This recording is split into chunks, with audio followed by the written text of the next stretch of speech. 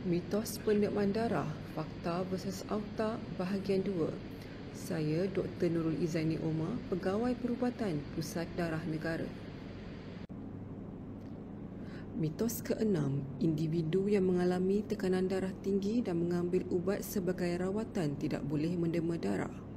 Individu yang mengambil ubat tekanan darah tinggi boleh mendema darah dengan syarat tekanan darah mereka adalah stabil dan tidak dipengaruhi oleh masalah kesihatan lain yang merumitkan.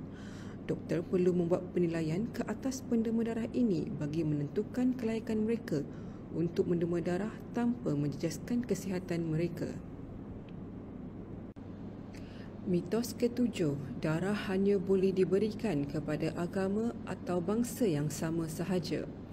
Setiap agama dan kepercayaan menekankan kepentingan nilai hidup. Setiap individu diwajibkan untuk melakukan sedaya upaya mereka demi menyelamatkan nyawa. Bila darah menjadi satu-satunya cara untuk menyelamatkan nyawa, ia perlu diderma dan diterima tanpa paksaan dan prasangka terhadap mana-mana agama, bangsa dan jantina.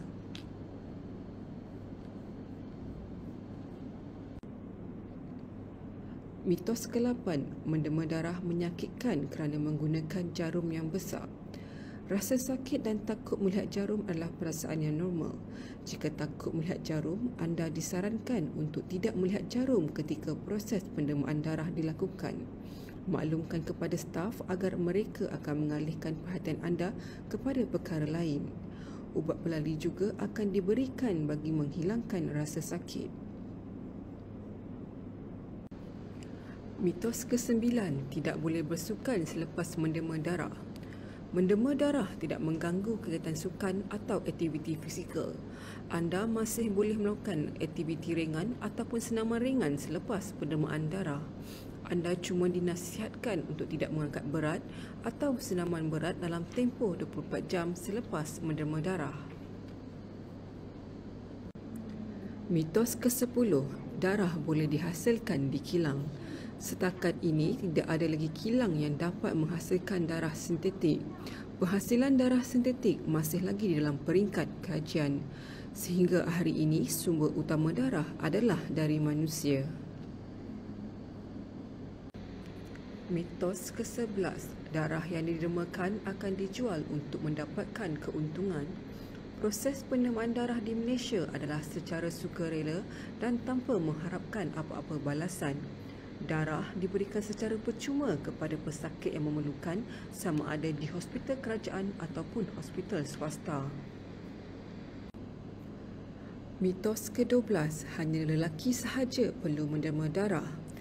Lelaki dan perempuan boleh mendema darah asalkan memenuhi kriteria untuk mendema darah seperti berat badan melebihi 45 kg ataupun hemoglobin mencukupi untuk lelaki dan perempuan. Mitos ke-13, saya mendema darah untuk membuang darah kotor.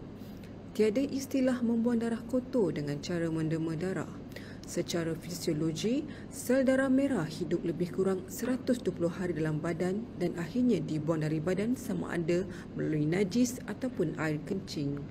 Sel darah yang baru akan dihasilkan oleh sumsum tulang untuk menggantikan sel darah yang lama. Sekian, terima kasih dan selamat Hari Pendema Darah Sedunia.